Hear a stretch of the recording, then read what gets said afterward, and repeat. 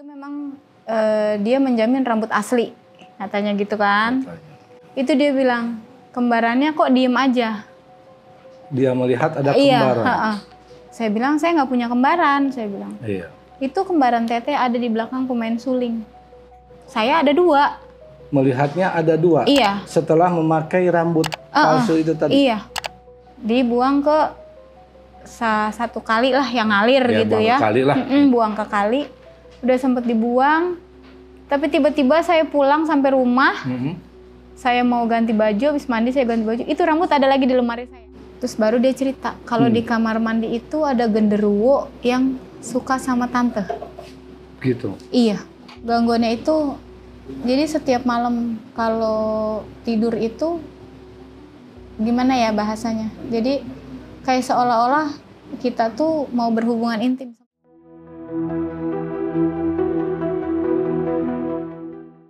Assalamualaikum warahmatullahi wabarakatuh. Salam jumpa kembali dengan saya, Mang Agus, pesan di balik misteri.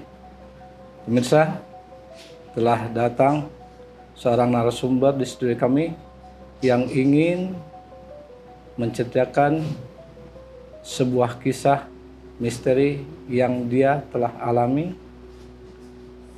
Kita sambut saja dan kita kenal bersama Mbak Yuni. Assalamualaikum, Mbak Yuni. Waalaikumsalam.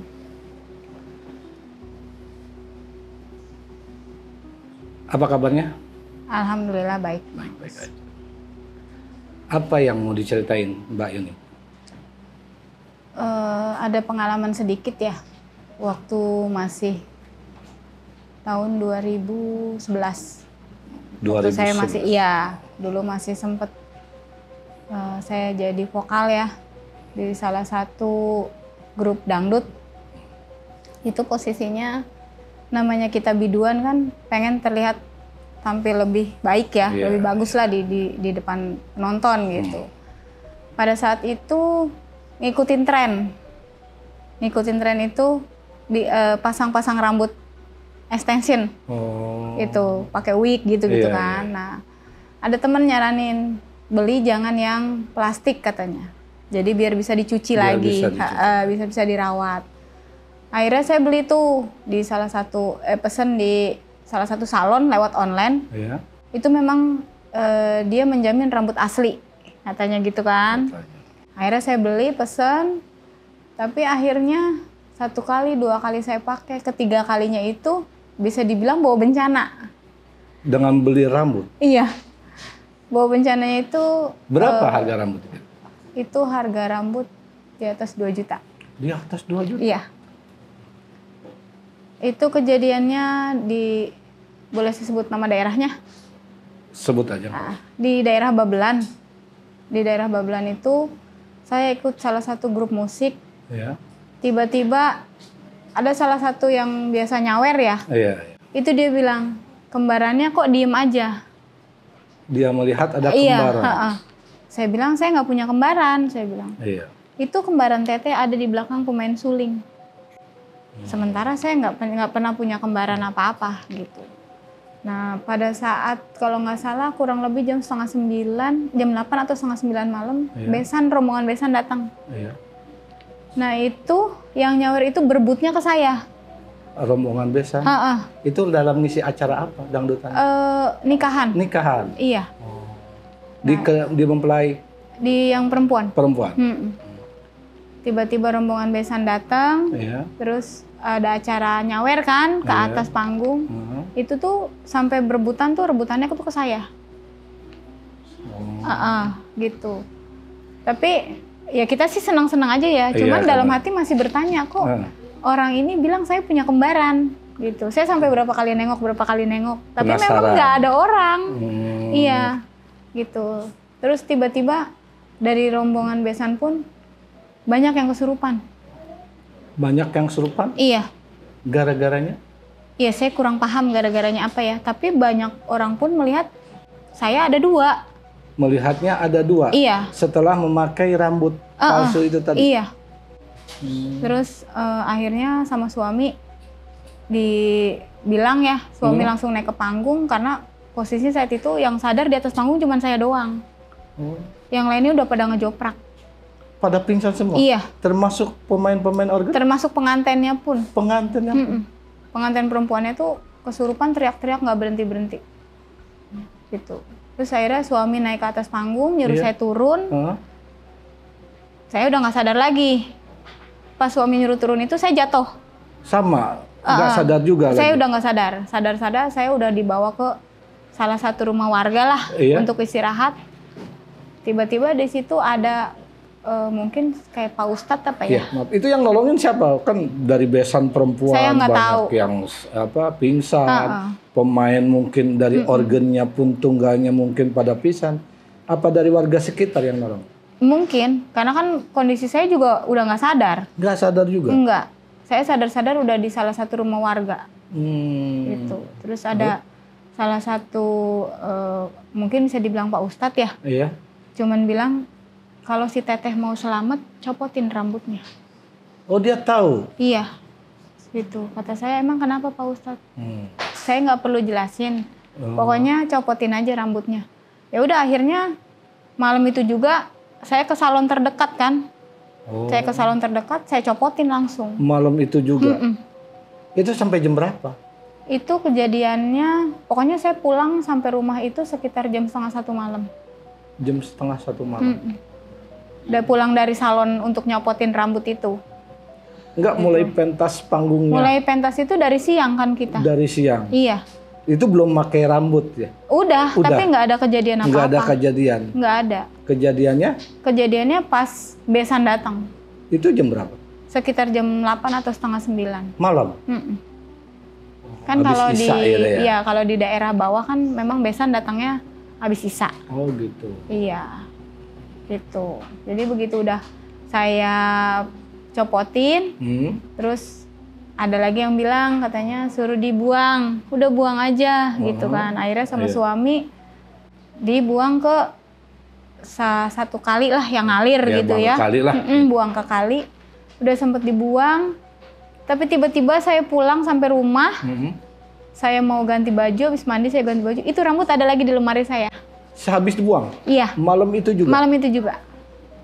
Saya pulang ngikut suami kan ngarungin rambut itu. Memang rambut asli?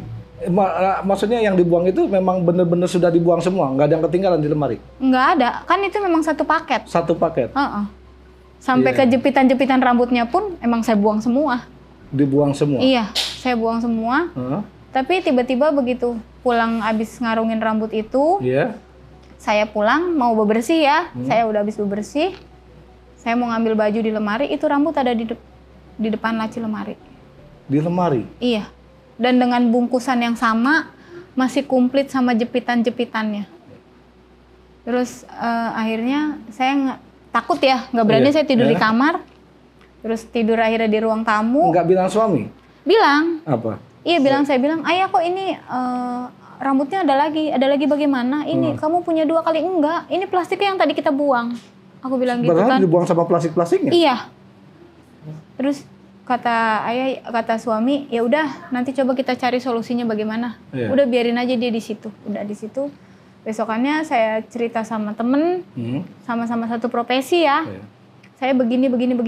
Nah terus temen nyaranin, mendingan coba minta syariat sama orang bisa atau Pak Ustadz atau bagaimana gitu. Akhirnya saya minta sama Pak Ustadz deket rumah gitu kan. Udah disyariatin, katanya saya suruh ngasih 7 anak yatim. Minimal, nominalnya mah nggak ditentuin lah gitu. Penting sedekah lah. Iya, pada saat itu bisa dibilang ekonomi saya lagi lumayan lah. Lumayan. Saya jalanin udah. Saya ada salah satu pondok pesantren di dekat rumah juga, saya kasih ke situ, udah coba dibuang lagi kata Pak Ustadz, cuman dengan aliran kali yang berbeda. Di tempat yang berbeda? Tempat berbeda. Akhirnya saya ngarungin lagi agak jauh, deket rumah duka, di Pereng, deket rumah duka, saya arungin lagi. Tapi pas azan maghrib saya mau sholat, saya mau ngambil mukena, itu rambut itu ada lagi di lemari. Ada lagi? Ada lagi di lemari. Di tempat itu? Iya. Gitu. Ada lagi di lemari, terus akhirnya saya udah putus asa, saya bilang bagaimana? Apa, maksudnya orang awam kayak saya jadi ngomong ya? apa ini rambut orang meninggal gitu kan. Jadi berpikiran ke situ kan saya. Tiba-tiba ada salah satu teman suami. Suami kaget juga mungkin. Kaget. Sampai anak saya Bilang sekalipun nggak berani tidur di kamar. Maksudnya masuk ke dalam kamar tuh udah nggak berani. Nggak berani. Jadi pada tidur duluan. Takut ada rambut mama katanya gitu. Gitu. Iya. Udah akhirnya ada salah satu teman kerja suami nyaranin untuk manggil salah satu guru ngaji lah. Guru ngaji gitu. lagi, daerah, iya daerah Sukabumi. Oh, daerah dipanggil ke rumah, terus rumah disyariatin. Katanya sebenarnya bukannya mau mencelakai, dia ini senang sama kamu. Jadi dia minta dirawatin, tapi sayanya nggak mau. Saya bilang saya nggak bisa merawat ginian. Penjelasan Ustadz. Iya, penjelasan Ustadz itu. Jadi pengen si rambut ini minta dirawatin aja. Iya. Tapi kan kita yang orang awam nggak ngerti ya, Mang. Masalah kayak gitu kan. Saya bilang kalau memang gimana baiknya aja Pak Ustadz. Ya udah kalau gitu saya bawa aja. Iya, maaf. Balik lagi. Itu pas kejadian rambut balik lagi, ada kejadian apa? Ada kejadian nggak gitu? Malamnya gitu apa dengar suara apa gitu? Cuman kayak di atap rumah ini kayak orang dilempar batu besar aja. Luduk gitu. Pas baliknya Pas yang kedua. Pas yang kedua. Kalau yang pertama nggak ada kejadian apa-apa. Nggak ada. Jadi yang kedua? Yang kedua itu. Itu kedengeran? Kedengeran jelas banget. Kita semalaman itu nggak ada yang bisa tidur. Karena saking kencengnya itu suara. Sama tetangga barangkali? Enggak, aku enggak. Jadi cuman sendiri doang lah mungkin? Iya. Gitu. Terus akhirnya dibawa. Sampai berapa lama? Itu besokannya kan langsung teman suami datang ke rumah. Itu bawa yang guru ngaji itu. Langsung dibilang, ini tuh cuman minta dirawatin sama kamu. Dia senang sama kamu, katanya. Karena yang dia lihat itu apa ya, bukan saya nginiin diri saya sendiri, enggak. Dibilang sama si Pak guru ngaji itu enggak pernah pandang bulu. Mau rezeki sebesar apapun, sekecil apapun tetap saya jalanin. Gitu. Kan kadang ada, ya maaf, penyanyi ada yang pasang tarif. Iya. Kalau saya enggak, berapapun dikasihnya mungkin itu rezeki saya. Gitu. Akhirnya dibawa sama Pak Ustadznya, semenjak dibawa sama Pak Ustadz, terus saya suruh bikin kayak kita syukuran ya, pengajian aja di rumah. Sehabis dibawa rambut? Iya. Dibawa langsung ke sana, ke Sukabumi? Iya. Langsung dibilang kalau bisa malam Jumat besok bikin pengajian ya di rumah, katanya. Syukuran? Iya. Akhirnya, iya insya Allah Pak Ustadz, saya bilang. Akhirnya saya bikin pengajian, alhamdulillah udah nggak balik-balik lagi itu rambut. Semenjak itu? Iya. Barangkali semenjak nggak ada rambut itu, barangkali ibu dapat mimpi apa gitu? Cuman kalau hal yang maksudnya yang negatif sih enggak. Cuman sekali doang diimpiin pas abis selesai pengajian. Apa itu perempuan rambutnya sepinggang. Iya. Itu pakai kebaya warna merah, cantik memang. Itu aja. Tapi nggak diimpiin yang serem atau berbentuk aneh-aneh gitu ya. Iya. Enggak, hanya itu aja. Cuma sosok wanita. Iya. Pakai kebaya merah. Pakai kebaya merah, rambutnya sepinggang, diurai gitu. Ada pesan apa? Mimpi nggak gitu? Barangkali ngobrol sama ibu? Enggak. Saya nitip pesan apa? Enggak sih. Enggak. Cuma dia berdiri aja ngeliatin saya udah. Itu aja. Nggak ada dia seucap kata juga nggak ada. Gitu. Ya kan dalam dunia taruhlah hiburan atau sebagai artis kan banyak ya orang dikaitkan dengan itu mistis-mistis atau gaib gitu. Barangkali di teman-teman ibu sendiri ada gak hal yang menceritakan begitu? Ada. Salah satu teman saya, ya memang beliau udah almarhum ya. Dan nggak perlu saya sebutin namanya juga. Itu dia sempat dulu juga nawarin saya pasang susuk. Pasang susuk? Iya. Untuk? Ya dibilang katanya biar jobnya banyak, biar yang nyawernya banyak gitu. Cuman saya memang nggak pernah mau. Tapi dia make, pernah saya memang dia minta diantar sama saya, maksudnya untuk percaya. Berboncengan. Ya kalau dibilang percaya, enggak juga, tapi dibilang enggak, ya memang kejadian semenjak abis dia pasang susuk itu di daerah bawah, bener-bener drastis. Drastis, tapi ya yang saya takutin itu pas begitu ajalnya mau nggak ada, Itu bener-bener disiksanya susah. Karena yang masangnya juga udah almarhum. Oh. Yang masangnya udah nggak ada. Iya. Katanya kalau pasang gituan kan harus yang nyabut yang masangnya. Harus yang masangnya? Iya. Tapi itu karena yang masangnya udah nggak ada, ya saya nggak ngerti bagaimananya. Tapi sama Pak Ustadz setempat, akhirnya dimandiin pakai daun kelor.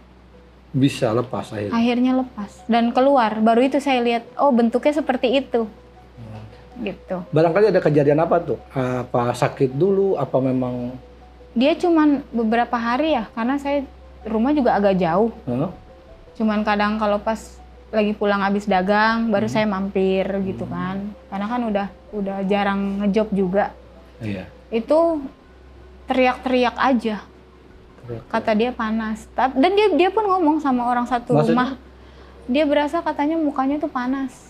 Pakai susuk itu? Iya, susuk. Kata dia mukanya panas. Terus kalau nggak dengar orang ngaji itu, dia selalu tutupan bantal. Apa yang dirasain? Iya, katanya pokoknya panas aja, dia ributnya panas. Dan kalau ada orang ngaji? Iya. Kalau ada orang azan? Nggak ngerti deh kalau orang azan. Cuman kan dia punya anak 2. Yang satunya memang keluaran pesantren ya. Jadi ya kalau anak yang ngaji itu, anaknya suruh ngaji di atas. Karena rumahnya tingkat kan. Iya. Jadi anaknya kalau ngaji itu suruh ke atas. Oh, nggak mau ngajinya jangan di bawah. Iya, katanya mama kepanasan, kata dia gitu.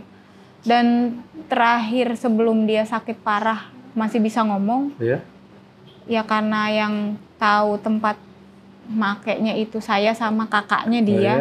Minta diantar ke sana, tapi ya itu ternyata yang pasanginnya itu udah nggak ada. Untuk mencabut itu, karena berasanya panas. Iya, gitu. Dan nggak taunya Pak Ustadz yang nyabut itu bilang kalau pasang begini tuh memang harus dirawat. Jadi ada perawatannya. Maksudnya dirawat? Maksudnya dirawat itu, jadi ada jangka waktunya gitu. Seandainya pasang jangka waktu 1 tahun. Iya. 1 tahun itu harus balik ke yang masang. Kalau 1 tahun nggak balik ya mungkin begitu efeknya. Kira-kira ibu tahu apa tuh?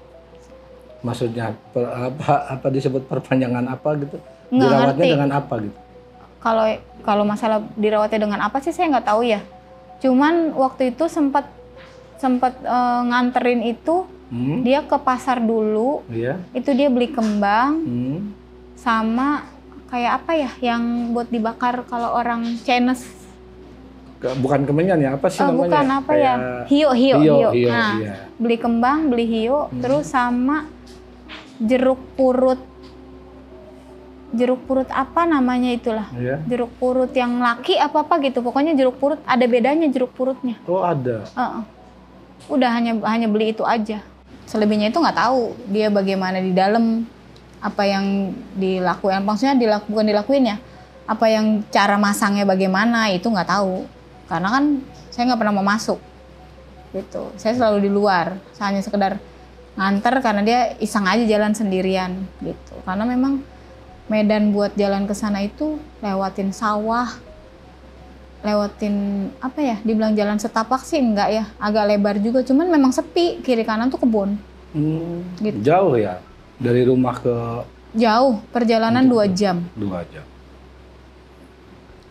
Itu tadi maaf, untuk apa tadi bilang untuk memperpanjang susuk? Untuk memperpanjang? Iya, dia cuman bahasanya dia cuman anterin gue yuk gitu, kemana, ke tempat Abah, mau ngapain gitu, perpanjang begitu doang. Ya mungkin ya pas dia mau meninggalnya apa dia lupa memperpanjang atau gimana, saya nggak paham. Jadi dia beberapa minggu itu dia ribut panas terus gitu. Kira-kira berapa Bu yang dia pasang di wajah? Dia pasang tuh kalau nggak salah 3. Di mata, di dahi, sama di bibir. 3. Kira-kira berapa tuh harga kisaran satu susuk aja? Kisarannya sekitar berapa ya kemarin itu? Kalau untuk nominal semuanya saya nggak tahu ya. Cuman salah satunya kalau nggak salah ada yang 2,5 juta, ada yang 4.800.000. Oh, bervariasi, berbeda-beda harga. Iya.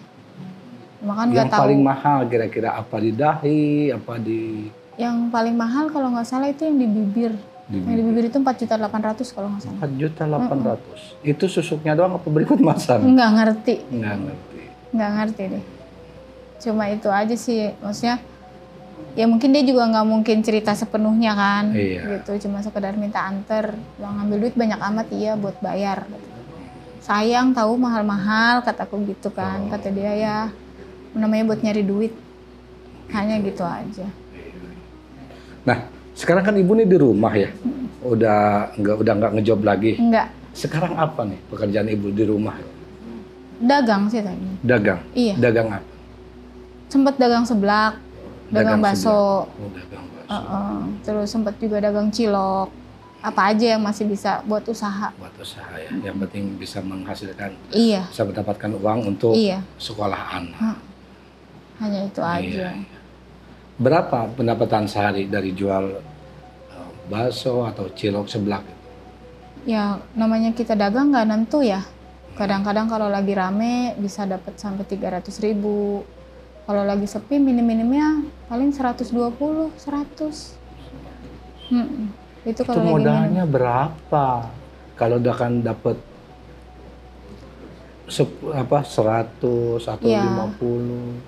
kalau untuk modal sih memang nggak, pendapatan segitu nggak cukup ya. Iya. Tapi mau gimana lagi, tetap aja kita jalanin kan. Yang penting berputar lah. Iya, yang Bisa penting ada lagi buat belanja besok gitu. Iya. Nah kan yang saya pernah dengar cerita juga ya, kan nggak di dunia artis saja. Barangkali ibu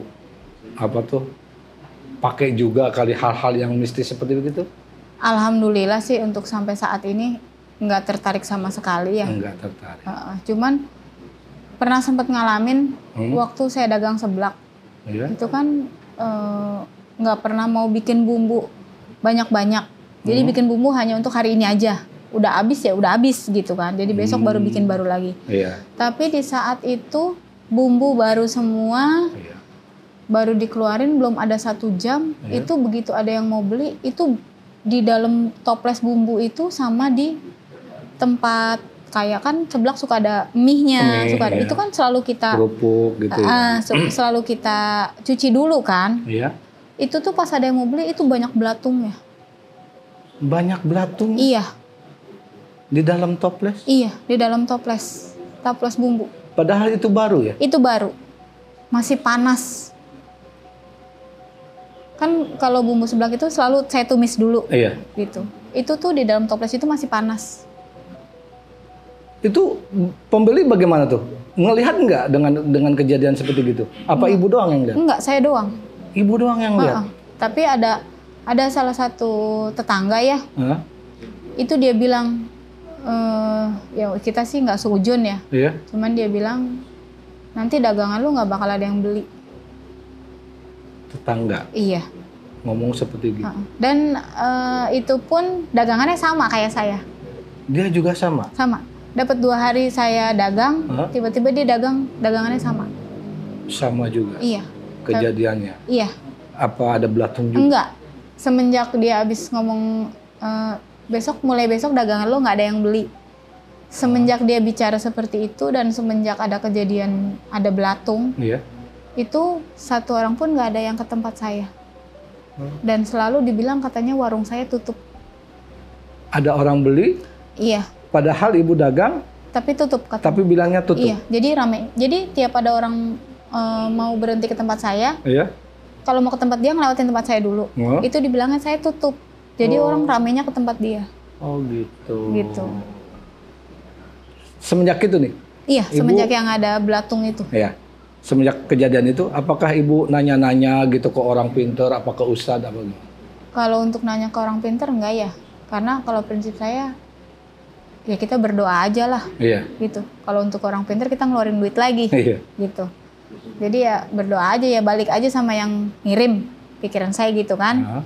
Tapi di sisi lain kan suami beda prinsip ya. Iya.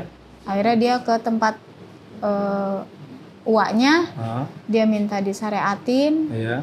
Uaknya cuma bilang, tiap kamu buka warung bacain Al-Fatihah, terus berserah diri aja. Iya. Nah baru itu tetangga ada yang bilang, kenapa tutup terus? Saya nggak pernah tutup, saya bilang. Tapi saya lihatnya rumah kamu tuh tutup. Bahkan saya pikir kamu pulang kampung. Padahal kita enggak. Padahal kita ada di rumah. ya, jelas-jelas iya, buka. pintu pun terbuka. Warung pun terbuka. Tapi dilihatnya katanya rumah setiap saya ada yang beli atau langganan, iya. Seolah-olah warung ibunya Jadi nggak buka. seolah-olah rumah saya kosong. Nggak buka gitu. Enggak. Udah dagang ya. Iya. Tapi semenjak kejadian itu disyariatin sama uaknya suami saya, Iya. alhamdulillah kembali lagi seperti semula. Tapi namanya kita rumah ngontrak ya. Iya. Saat itu rumah mau direnov. Memang atap sudah pada banyak yang bocor lah. Iya. Akhirnya kita pindah kontrakan. Pindah kontrak. Iya. Pindah Jauh kontrakan dari lumayan jauh dan dengan dagangan yang berbeda. Karena kan kalau pikir saya udah ada dagangan satu kayak gitu, nggak mungkin saya dagang yang sama. Iya. Karena saya juga nggak mau dagangan saya disamain gitu kan. Jadi akhirnya saya beralih ke dagang cilok. Dagang cilok. Gitu. Di kontrakan yang berbeda, bukan di kontrakan yang kemarin. Gitu. Berapa lama sih dagang di di kontrakan itu? Dagang seblak di kontrakan itu hampir 1 tahun lebih ya. Udah awal-awalnya nggak ada kendala ya? Nggak ada. Nggak ada kendala. Semenjak ya itu dia, kita nggak bisa seujon ya. Semenjak ada yang pindah baru itu dan ngontrak di situ. Tadinya kan satu deret itu 4 pintu, yang dagang cuma saya sama yang ujung. Gitu.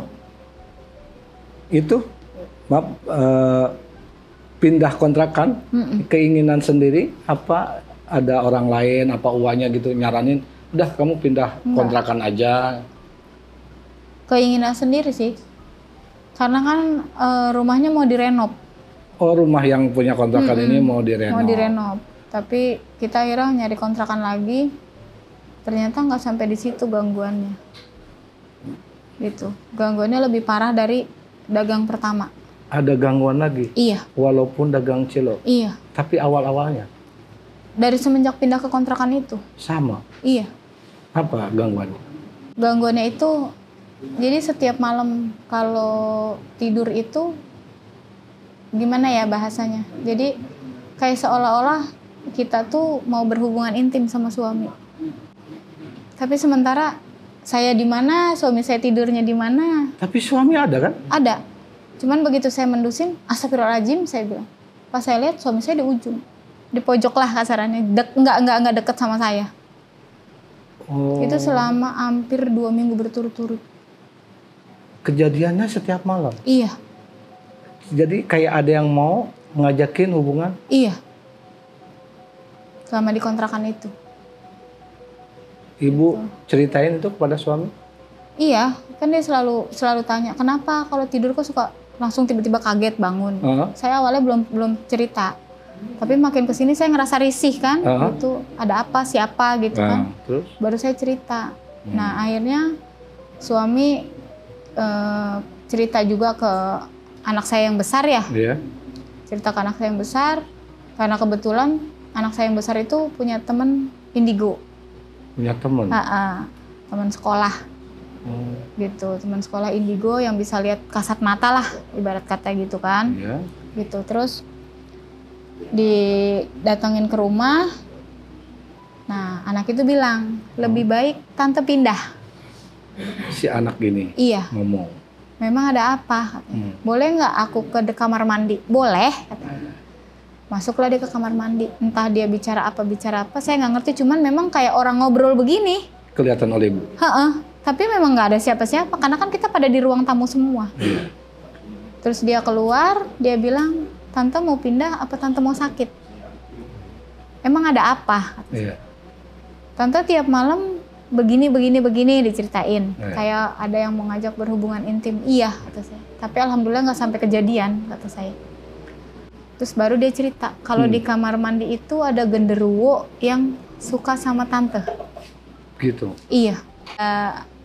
Gimana ya, maksudnya nggak pernah dikasih isyarat apa-apa gitu kan, apa di sini ada penunggunya atau gimana, enggak, memang semenjak masuk ke kontrakan itu kita semua tuh nyaman aja. Nah, taunya ini ibu anak indigo dari mana? Dia teman sekolah anak saya itu dari SD. Dari SD? Sampai SMA masih satu sekolah ya, jadi kita berhubungan baik sama keluarganya kan. Dia udah sempat meninggal. Si anak ini? Iya. Yang indigo ini? Iya. Udah sempat dimakamin di salah satu TPU di Bekasi. Oh. Gitu. Dan tiba-tiba katanya ada yang pas dimakamin itu, Iya. kok kaki ada yang bergerak-bergerak pas mau dipasang papan ya? Iya, mau itu ditutup pun, gitu ya? Itu pun memang saya ngikut makamin.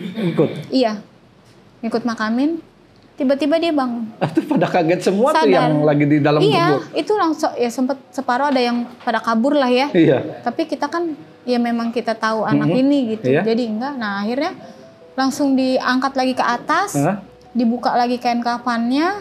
Oleh siapa tuh? Sama masih ada pihak yang keluarga masih taruh kan? yang berani lah gitu? Iya, pihak keluarga masih ada. Terus dibuka kain kafannya. Iya. Dan memang kita pegang, sampai aku pun megang hidungnya ya. Iya. Memang masih ada napasnya. Masih ada napas ya? Iya. Akhirnya dibawalah ke salah satu rumah sakit. Dia sendiri, anaknya sendiri kaget apa gimana tuh? Enggak, dia jadi kayak orang cuman bengong aja. Nggak ngomong A, nggak ngomong B, cuman bengong aja gitu. Bengong aja? Nggak ada keluar sepatah kata? Nggak ada. Akhirnya dibawa ke rumah sakit, salah satu rumah sakit. Iya. Diperiksa. Itu langsung ya? Hari itu juga. Oh. Dari kubaran itu? Iya. Langsung dibawa ke rumah sakit? Langsung dipasang alat jantung semua, memang dinyatakan dokter masih hidup. Masih hidup? Sehat? Sehat. Bahkan yang tadinya, maaf, yang tadinya ada mungkin karena dia pembuluh darahnya pecah ya. Iya, kan dia sakitnya, panasnya terlalu tinggi. Oh. Saking pembuluh darahnya pecah, waktu almarhum dimandiin, aku kan ikut mandiin. Ini ada ngembang darah nih di mata. Di matanya? Iya. Tapi begitu dikeluarin kemarin dari liang lahat, itu nggak ada, bersih. Udah langsung total bersih? Langsung nggak ada apa-apa. Gitu. Iya. Terus akhirnya dibawa pulang lagi ke rumah. Sempet berapa bulan ya, dia kecelakaan kan? Kecelakaan. Terus dinyatakan dokter juga udah meninggal juga. Dalam kecelakaan itu? Mobil atau motor, Bu? Motor. Kecelakaan motor? Apa berboncengan apa tunggal? Tunggal. Dia sendiri? Dia nabrak trotoar. Dia? Jadi kepalanya katanya yang kebentur. Kejadiannya malam? Kejadiannya pas pulang sekolah. Oh siang. Dia pulang sekolah. Masih sekolah. Yeah. Terus akhirnya kita ngikut lagi yang namanya teman sekolah. Sama teman-teman guru-guru semua. Ikut lagi makamin. Kalau itu udah dimakamin 1 hari 1 malam. Sudah dimakamin? Iya. 1 hari 1 malam. Tapi pihak keluarga langsung ditelepon dari pemakaman. Ada suara kayak suara orang beduk gitu. Kayak orang mukul. Oleh si penunggu di makam ini di bongkahan umum. Mendengar ada suara? Ada suara kayak orang mukul-mukul tembok. Akhirnya dari pihak keluarga digali lagi. Digali lagi? Ya dia melek seperti kayak yang waktu pertama kali dia diangkat dari liang lahat. Hidup kembali? Iya, sampai saat ini. Dicek lagi nggak tuh? Dicek lagi, dibawa lagi. Pakai mobil ambulan pemakaman. Heboh berarti satu kampung itu ya? Kan dengan hidupnya masuk kembali. Juga ke salah satu stasiun TV kan, gitu. Itu makanya dari situ kita kalau ada apa-apa pasti kita minta tolong dia untuk liatin. Oh. Gitu. Iya. Akhirnya saya disuruh pindah. Iya. Sempat pindah dari rumah itu. Iya, memang nggak jauh, kontrakannya sempat pindah. Iya. Tapi ternyata genderuwo itu masih ngikut. Walaupun pindah rumah? Iya. Itu masih ngikut. Masih ngikut. Terus saya minta dibersihin lah sama itu anak itu ya. Walaupun anak-anak, pikir saya anak-anak ya. Iya. Tapi saya percayalah dia bisa nolongin saya. Iya. Udah dibersihin semua, baru dia bilang, udah aku pindahin tante, genderuwonya di pohon pisang, kata dia. Kata si anak ini. Tapi saat itu udah nggak pernah ada gangguan apa-apa lagi. Udah nggak ada gangguan lagi. Gitu, udah nggak ada yang macem-macem lah. Gitu. Sebelumnya tetap dagang, balik lagi yang ke dagangan ibu. Apakah masih ada yang ganggu? Semenjak yang udah dipindahin itu sih enggak. Semenjak aku dagang cilok itu enggak. Semenjak pindah rumah? Pindah rumah. Dagang lancar-lancar saja, nggak ada gangguan. Cuman gangguannya dari yang di rumah itu, genderuwo itu. Iya. Cuman kemarin terakhir di kontrakan yang sebelum aku pindah sekarang, ya mungkin memang dia memperkenalkan diri ya. Iya. Malamnya saya pindah 8:30, saya masih bebenah sampai 1:30, itu saya diunjukin perempuan berdiri di depan pintu kamar mandi. Jam 2 siang? Malam. Malam? Sosok perempuan? Iya, sosok perempuan, rambutnya terurainya ke sebelah kanan ya, kayak nyampingin gitu. Iya. Tapi bajunya nggak kelihatan jelas, cuma hanya sekelebat gitu doang kan saya. Iya. Terus saya ngomong sama yang punya kontrakan. Iya. Saya bilang, semalam saya diunjukin sama perempuan begini, kata saya. Tapi kata yang punya kontrakan, berarti lu orang terpilih, kata dia. Maksudnya orang terpilih gimana? Biasanya mah dia ngeganggu. Kata yang punya kontrakan begitu. Kata yang punya kontrakan. Yang kontrak di sini nggak pernah bisa lama karena digangguin terus. Udah berapa kali disyariatin, tetap dia di situ. Gitu. Tapi ya dari habis semenjak ditongolin itu berapa malam itu suara orang ketok pintu. Tengah malam? Iya, tiap jam 1:30. Mengira mungkin ibu tamu kali awal-awal. Iya, saya pikir tamu, tapi pikir lagi siapa yang bertamu jam segini gitu kan. Saya pikir lagi oh mungkin anak saya kali pulang. Yang besar kan di rumah neneknya. Tapi saya lihat lagi ke jendela nggak ada orang, nggak ada apa. Pagar saya masih terkunci rapet gitu. Udah nggak saya hirauin, besoknya begitu lagi. Dapat malam keempat, saya cerita sama tetangga sebelah. Iya. Udah berapa malam nih, saya diketok-ketok terus gini. Baru dia cerita, bukan teteh doang. Saya semenjak pindah ke sini 1 minggu, saya diketok-ketok begitu. Tapi kesonanya udah enggak.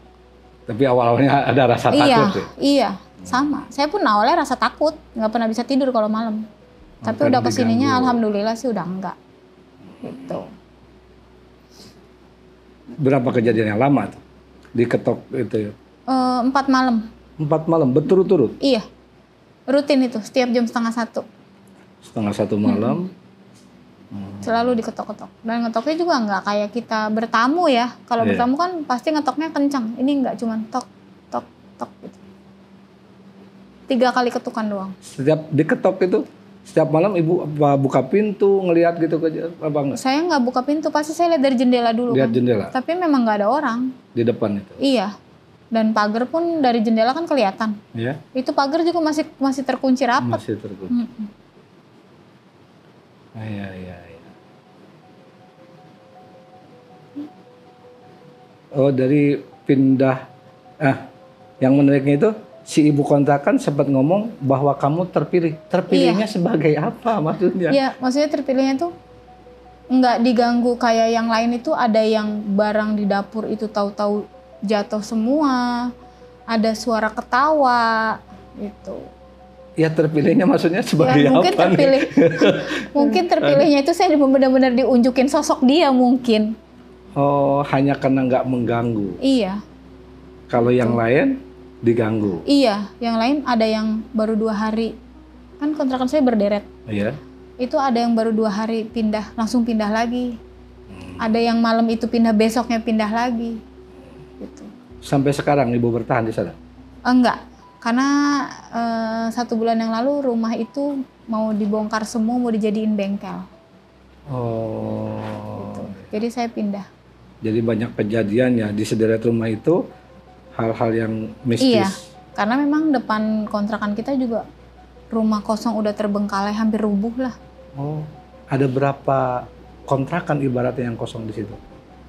Kalau sekarang sih enggak penuh ya, karena kan yang kontrakan saya dipakai buat bengkel. Iya, waktu ibu nih zaman yang ngontrak gitu kan ya. Oh, 1 yang kosong. Cuman 1. Dan tapi itu pun yang digoda itu, gudang. yang sering digoda itu kita hanya bertiga. Oh, 3-3-nya? Iya. Sering dengan diketok-ketok pintu. Ketok pintu. Gitu. Jadi cuman ngalamin mistis bukan ibu aja ya? Iya. Berarti 3-3 rumahnya termasuk diusilin gitu kata ya? saya kok kenapa nggak cerita? Kalau saya cerita takut teteh takut.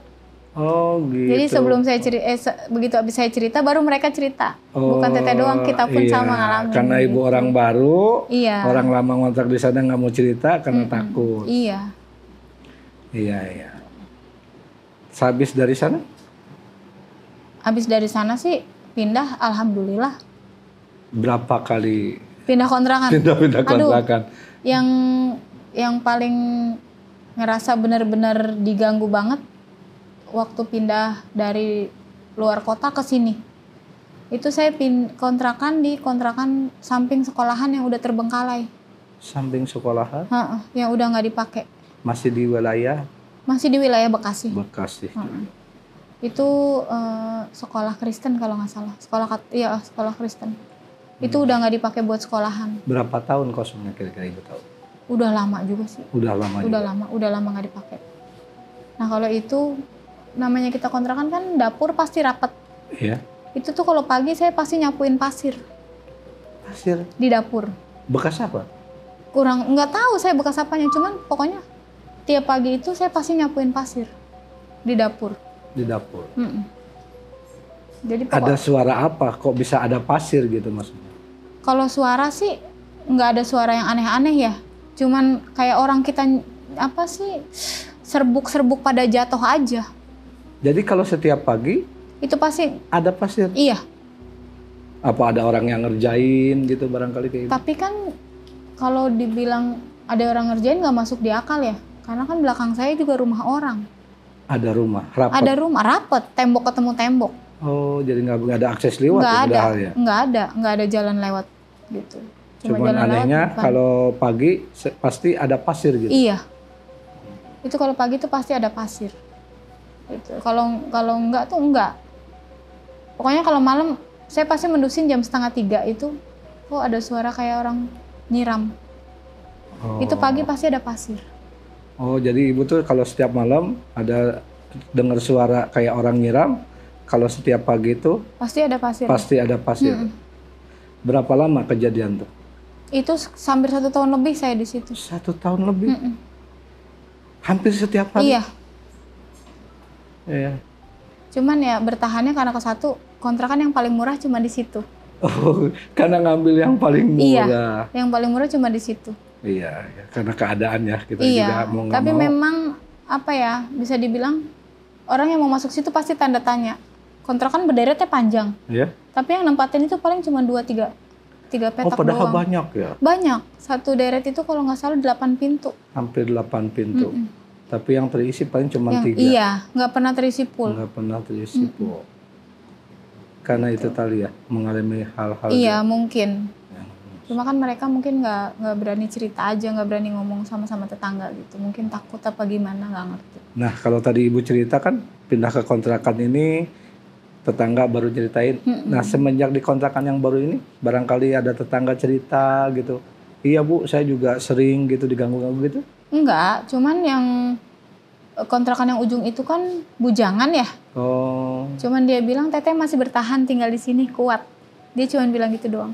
Dan saya bilang bukannya kuat. Iya. Sebenarnya sih nggak kuat saya bilang. Tapi karena yang paling murah cuma di sini, saya bilang gitu kan. Iya. Iya Teh sama.